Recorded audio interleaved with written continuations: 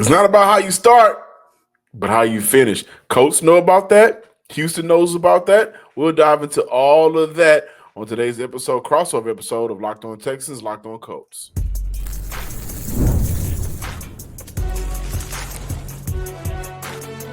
You are Locked On NFL Crossover, part of the Locked On Podcast Network. Your team every day.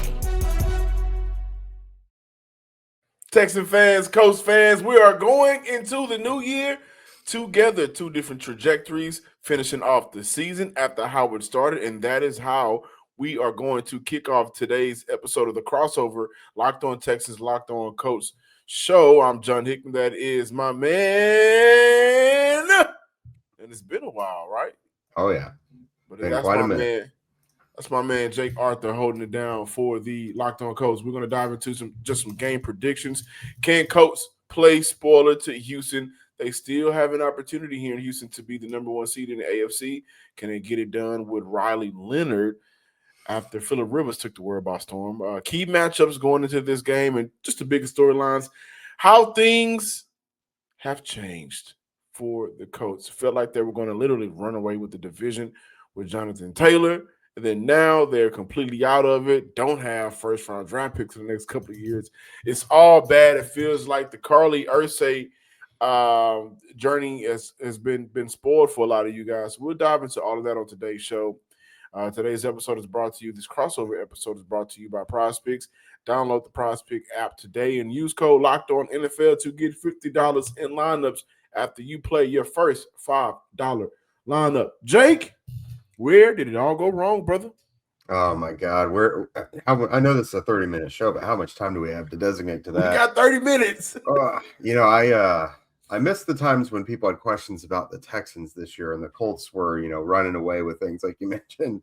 No, like you said, how things have changed. But at the same time, this is right on schedule for the Colts. By week 18 every year, they're either already mathematically eliminated or they have to have a lot of help and they're just playing for good vibes and good feelings going into the offseason. So that's kind of where we're at now. At least they're not going to go into this matchup in a boring setting. They're riding that 6-game losing streak, but there is a new quarterback to watch on Sunday. So at least there's that. Yeah, this team, where did it all go wrong? You can look at injuries that's not the whole thing, but that is a big thing. Like they had plans to have DeForest Buckner, Mooney Ward, Sauce Gardner, all these guys together, and that hasn't been possible. Obviously, your quarterback goes down with the fibula first that he was playing through, and he looked fine playing through the fibula, but the mobility, they weren't really able to lean into that, and that's a big part of Daniel Jones' game. And then ultimately the Achilles goes pop. So injuries do play a significant role, but I don't want to say it's the whole thing. I just think player execution has taken a nosedive as well. Early in the year when the Colts were really clicking, you saw good synergy between the play calling on both sides of the ball, offense and defense, and the players executing it. It looked like they were all in sync, all on the same page.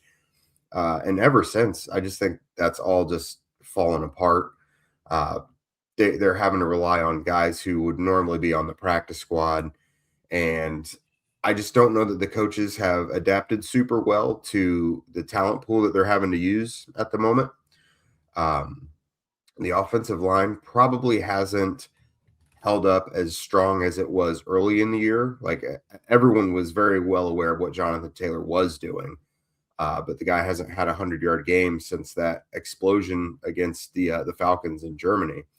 So it's tough. Like all the things that were going well, it's no longer the case. Offensive line play is fine now, but it's not dominant. Your quarterback who was playing really well is gone. Your running back who was leading the league in rushing is struggling to put together productive days anymore. And then on the defensive side of the ball, like when you turn on the game on Sunday, you're probably going to say who to several guys out there because in a given week, it's a who's who of who's out there for the Colts D. I think for the Houston Texans, who did a good job of containing Jonathan Taylor, he didn't rush for 100 yards, and since the explosion, He's even had struggles with just the yards per pop, 3.6, 3.5, Mhm. 3.5, 2.9, 3.3. So nowhere near as good as he was to kick off the year. I think for the Houston Texans, that's going to play into their favor. They've had some issues due to injury with the inside guys, interior defensive line, but they've been able to kind of make some roster moves and changes. That unit seems to be playing a little bit better. Obviously, Will Anderson and Daniil Hunter on the outside of that defensive line, they will make plays in the run game. Z's outside at the linebacker position. So when we do look at the Colts, maybe best attribute offensively all year has been able to run the ball with Jonathan Taylor and in conjunction with Daniel Jones. It feels like without Daniel Jones, we don't have to worry about that factor. And then without Jonathan Taylor playing as good as he's been, as good as he had, as of late, that won't be a factor. Offensively, I don't see a way that, and this kind of gets into like the key matchups, but the big storyline is there's not a player on the offensive side of the ball that scares the Houston Texans defense, who is Right. running hot right now. And to that, I want to bring it back to you. You insert Riley Leonard, uh, everybody's favorite quarterback uncle right now. He came in for 2 games, had a real hot game against with the San Fran. He called it Mhm. Rivers. Just a quarterback position all around. Is it still AR's vision, or is that chapter closed? Now, do you legit his eyes, his vision? Because that is why he's not going to be activated. Yeah. Okay. So yeah, Not his quarterbacking skills. Well, but his I didn't know actual- if you meant like the vision of Anthony Richardson as their quarterback, but no, legitimately, he still has issues with his vision. He said that he could like see things like downfield passing wouldn't be a problem, but he described it as like a 1-foot box around him that he struggles to see. So it sounds like peripheral vision, really. He's had issues like in practice fielding like shotgun snaps and stuff like that. So they knew it would be irresponsible to put him out there if he's not able to be himself as Anthony Richardson, let alone as a quarterback. Like if in your day-to-day life you're struggling with things within a foot of you, like you can't do that. And then when it comes to Phillip Rivers kind of pulling the rug on him, I think he would probably still want to play, but they brought him in here for 4 games to try and save the season. And they were eliminated from the playoffs before they even took the field last Sunday because of the Texans win on Saturday. You're welcome. Yeah. And the only reason they didn't start Leonard last week, I think, is because they still thought they had something to play for.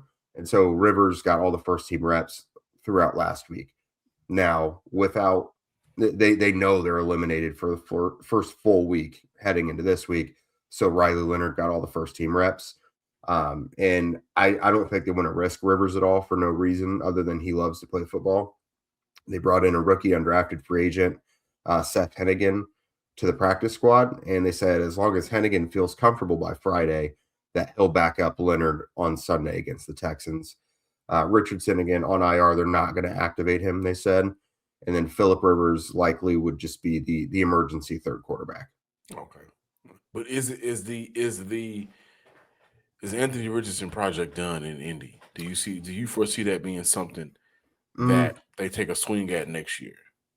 Like I think all sides would probably benefit from it being done. Now a big factor in it is who's even going to be around making decisions next year. Because again, this is the first year of Carly Ursay-Gordon at the helm. We think she's going to be a little bit more demanding and holding people accountable and not having as long a leash as Jim Irsay did. So this was year 9 of Chris Ballard. It's 5 straight years and no playoffs. Second straight year that they've been eliminated from playoffs by the time they're playing their final game of the season.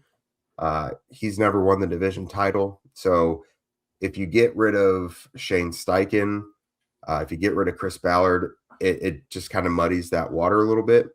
Regardless, if Shane Steichen is back, I think Daniel Jones is back. They have plans for him to be back starting right away from week 1 next year.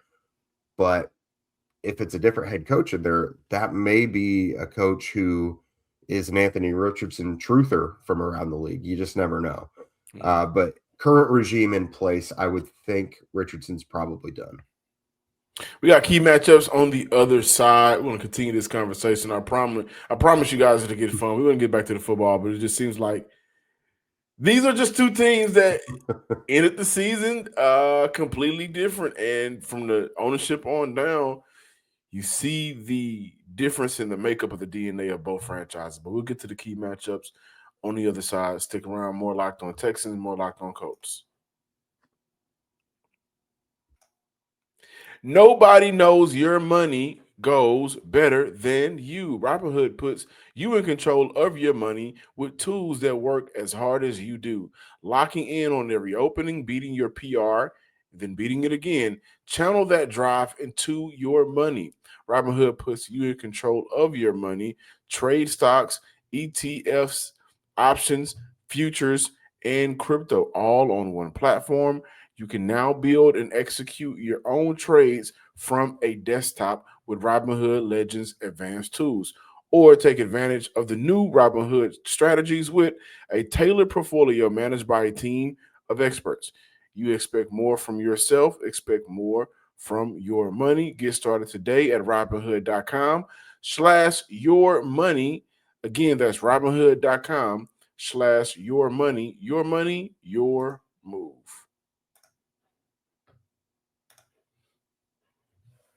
Welcome back, Colts fans and Texan fans alike. It does feel like the the Christina Pagnacci, who that was a character on Any Given Sunday. That does feel like where the Colts are right now with Carly Ursing taking over.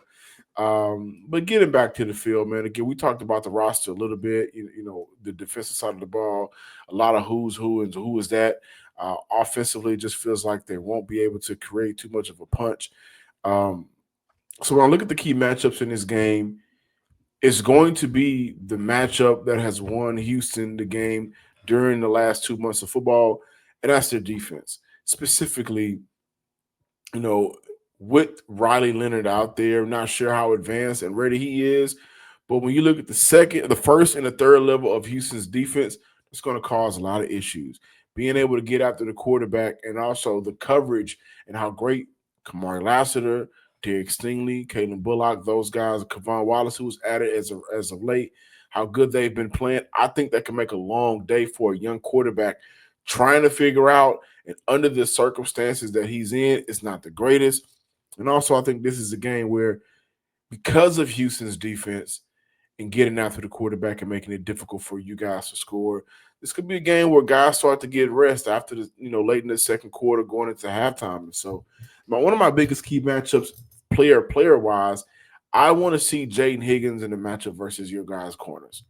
This is the number 2 receiver for Houston, 500 yards on the year, 5 TDs. Houston drafted him with their first pick. He needs to get going into the playoffs. And so obviously you look at Amar Sauce Gardner and what he does as a cornerback. People call him overrated. He doesn't have a lot of targets this year, so you can take that with a grain of salt. But whoever the cornerback 2 is for the Indianapolis Colts, or if he does line up on Amar Sauce Gardner, can he win some of those reps, get an open field, make some plays downfield, and then advance the ball for Houston's offense? Great news for you, because Sauce is probably not even playing. So, that's good news. He's got a calf injury. He had that. God, was it the first Texans game, I think, when he left early? So he had that calf injury. He came back for one game and then injured it again last week. Now, pretty sure there's zero reason to play him now with no playoffs on the line. And, you invested 2 first-round picks in him. So do not mess with that. We've seen in the Indiana sports scene, calf injuries turn into things much worse. So I'd be pretty shocked if Sauce played. Right. Now, the corners you're probably going to see, Mekhi Blackman, who I think he, of course, missed practice yesterday. They had a walkthrough, but he was, I think, listed as did not participate. Mekhi Blackman, Cameron Mitchell, Jalen Jones. That's probably the guys you're going to be seeing. And we know Nico Collins has just terrorized the Colts secondary over the years. So I don't really know who they plan on putting on him. If they want to do size on size, they could do Jalen Jones.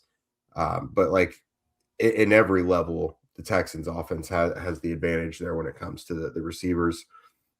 Noel, I'm trying to think of who, like Kenny Moore. If they drag Noel across the field and do some crossers and breaking stuff and make Kenny Moore have to play chase, that's going to be an advantage for the Texans as well. So, and Texan fans want to hear that. They've been, Yeah. beating their chests and banging tables to get more of Jalen Noel. And I think with this opportunity ahead of Houston, you bring up a great point. No Sauce Gardner. I wonder how many of those guys for Indy just won't play due to the circumstances not being able to make the playoffs. That should have Houston in a situation where they can get up early, pull some of their starters, or give some of these young guys more opportunities. Because in the playoffs, Houston's history has been Nico Collins and nobody else for the most part, especially when Houston has gotten to the second round of the playoffs. And so I think this could be looked at for Houston as a game where we're getting these guys up to speed a lot more because we're going to pull the rest of the players like Nico and some of the vets, Dalton Schultz, get them healthy, and just get them out there, throw them in a fight. Yeah, and I think the Colts are going to be doing that a little bit as well. Obviously, Riley Leonard, that's a good example of it.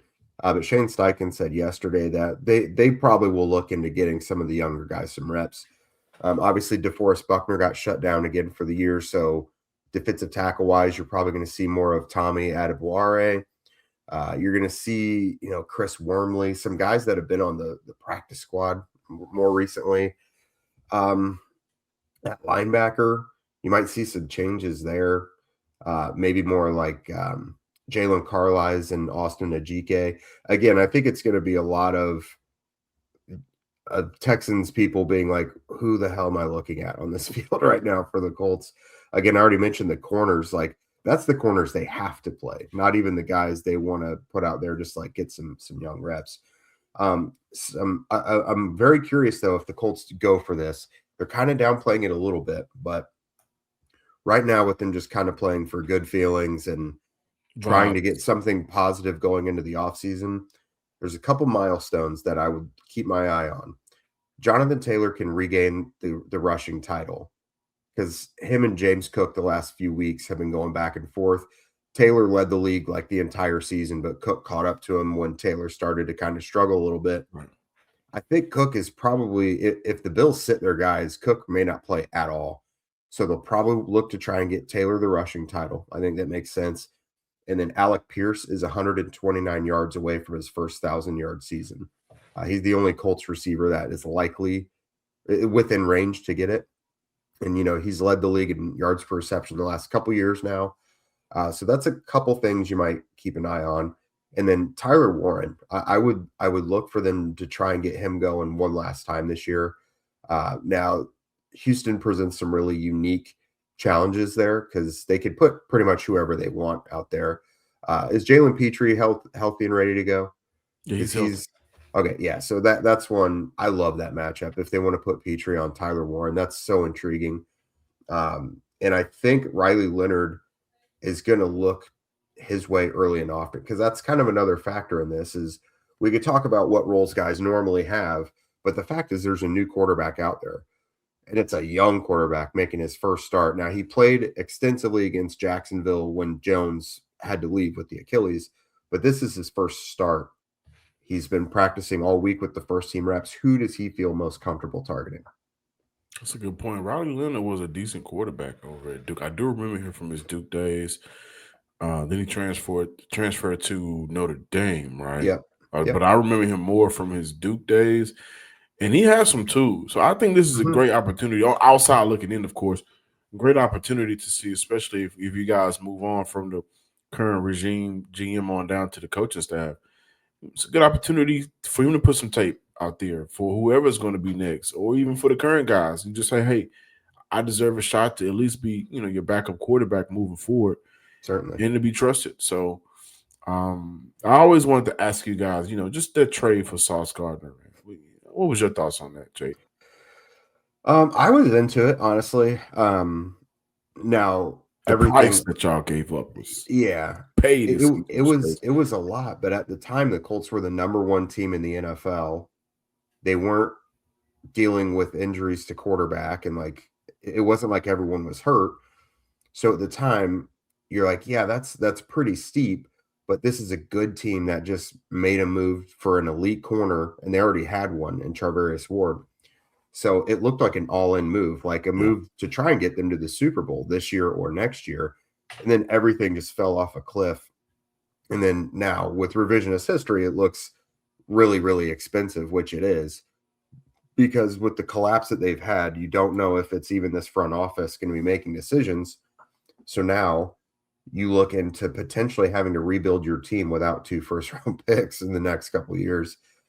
So I didn't have a problem with it then. I was in favor of it because I knew what their intentions were. Like, who cares if you don't have first-round picks if you win a Super Bowl? You know, like, look at what the Rams do. Like, they sacrifice those draft picks for glory, and it has worked before. So that's kind of where I was at. And I'm not going to dog it now just because, like, that move really had little bearing on this collapse, other than Gardner has been hurt more often than not at this point. Right. But even if he was on the field, that wouldn't have been enough to save them from what's happened. So I'm still in favor of it. He's a young building block for that defense, no matter what scheme they go with moving forward, but especially if Lou Anarumo is still the defensive coordinator next year. So I'm still in favor of it. It's just incredibly unfortunate how it's all worked out. Yeah, let's get into our game predictions on the other side. I want to hear, in any world, how can the Colts win this game, and can they play spoiler? This episode is brought to you by Prize Picks. Whether you're starting a new routine or jumping into player projections for the first time, trying something new can feel like a challenge. But with Prize Picks, it's always good to be right. With high-pressure football matchups every weekend and elite hoops action almost every night, the action never slows down, and Prize Picks lets you stay in control. Prize Picks is the daily fantasy app that makes watching sports even more exciting by letting you build lineups based on player projections. No draft, no waiting. Just pick more or less and play your way. Getting started on Prize Picks was quick and easy, super simple. The app is easy to use and navigate. I love the flexibility with options like Flex Play, where you can still get paid even if one pick misses. So download the Prize Pick app today and use code LOCKEDONNFL to get $50 in lineups after you play your first $5 lineup. That's code LOCKEDONNFL to get $50 in lineups after you play your first $5 lineup. Prize Picks is good to be right. Closing out this episode, this crossover show, Colts Texans, it go down Sunday. In any world, how can the Colts play spoiler, Jake? What's your game prediction? Well, it's tough for Houston because they do have things to play for. They're in the playoffs, but like they want the division crown. I guess what the Colts can throw at them is Houston not really knowing what to expect from Riley Leonard. Now, Leonard is plenty mobile. Like, if anyone who watched him at Notre Dame, you know, that's how his bread was buttered. Like, he's not like an elite athlete, but he will run the heck out of the ball. And I think the Colts will look to establish a bit of that. If they can break up the Texans' D just a little bit with Taylor and Leonard as runners, and then kind of use play action off of that to hit some big plays like Alec Pierce, maybe Josh Downs or Tyler Warren can get some yards after catch going, and then that's certainly possible. On the defensive side of the ball, that's where I have even more questions defensively, and that's with a team that is starting a rookie 6th-round quarterback. You know, who's going to stop Nico Collins? Who's going to stop Higgins? You know, Dalton Schultz. Like, I just don't know who is going to be able to stop the Houston offense right now. Latu does some really nice things. He's probably going to come up with at least a few pressures, maybe a sack. He's a sack and a half away from 10 on the year, so he'll be pretty motivated to be productive in this one, as always. The Colts' backup defensive tackles with DeForest Buckner gone have been pretty productive. Tommy Adebawore and Neville Gallimore. The linebackers are yikes in coverage. That could be a real advantage for Houston. The Colts really, really wanted to do everything possible to keep their linebackers from being in coverage by playing more dime defense and playing more man coverage on the corners and stuff. But the amount of injuries have just kind of relegated them to just trying to survive. And that's put the linebackers in bad positions quite a bit. Yeah, I think Houston would just kind of have to have a bad day. I think the Colts pass rush would have to be really clicking. And then at some point, Houston just being like, let's get some of these backups in here. Let's stay fresh for the playoffs. I don't think just mano a mano, like man for man, that the Colts are going to just be able to beat this team. Not like this. The Houston's defense is really good. I feel like I was kind of raining on everyone's parade yesterday at the Colts facility. They announced Riley Leonard was the starter and kind of selling it as like a great opportunity, like a feel-good thing. And I was like, hey, guys, yeah, but this matchup, not great. Like throwing him in against Houston is pretty bad. They're the best defense in the league, and they're number one or top 5, top 10 in just about everything. So I do certainly think the Colts have a little ingredient there with Leonard and his mobility and willingness to push the ball down the field that could help. But I can't act like the Colts are a better team. Like anything could happen on any given Sunday, but by design, the Texans should win. And I think you make a great point.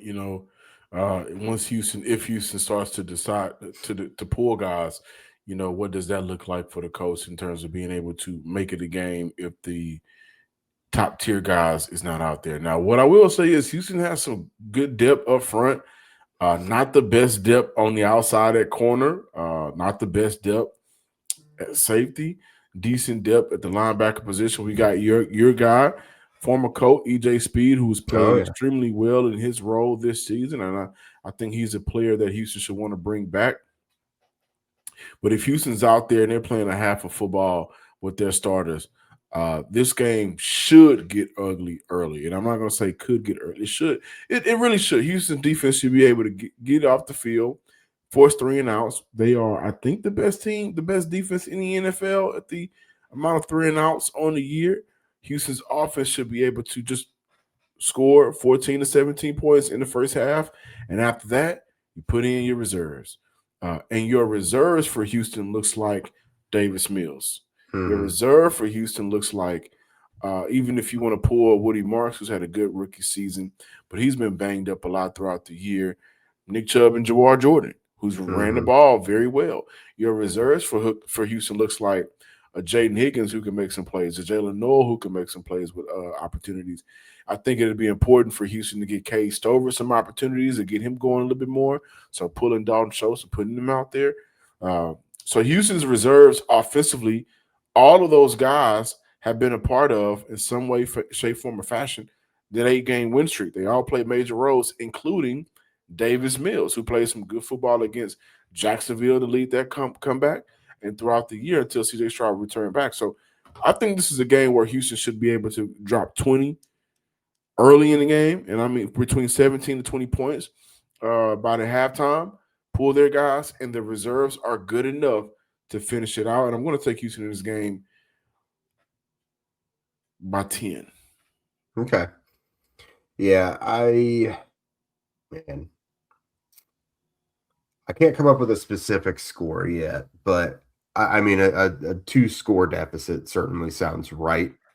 I'll give the Colts a little fight. I think if it was a quarterback we'd already seen out there, it would be easy for them to just kind of roll over a little bit. Not that they don't want to try hard, but we have seen them roll over in late year situations before. But I think having kind of a young, spry quarterback like Riley Leonard out there will give everybody enough energy and juice and like newness to want to compete really, really hard to the whistle. So a double score deficit is likely, but maybe we go like 17-28 Texans. I think that's a good number. And that's me kind of being kind to the Colts right now. That's also me being kind to the Colts. Honestly, that's also me being kind to the Texans offense as well, because as great as this team is, everybody knows that the offense is what been kind of holding them back from being better. Mm-hmm. And so they've struggled at times. They got out to a quick 14 lead against the Chargers. We saw how that game ended offensively. They struggled against the Raiders. So Houston's offense can have issues. I think what plays into this, into Houston being able to score points is, number one, they've already played the Colts. Number two, like you mentioned, who's out there defensively.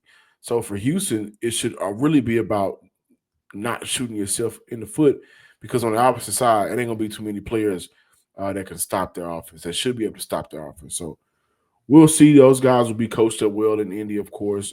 This is the NFL. Any given Sunday is a true thing. So we will see. But I am John Hickman of the Locked On Texans podcast. That is my man Jake Arthur of the Locked On Colts. It's been a fun year to start the year for the Colts. It's been a better year to end the year for the Houston Texans. And so we'll get to this game on Sunday, get to the playoffs. You guys will get to the draft without a first-round pick. I'm just kind of throwing it in right now. I'm making it worse. But until next time, Texans and Colts fans, peace.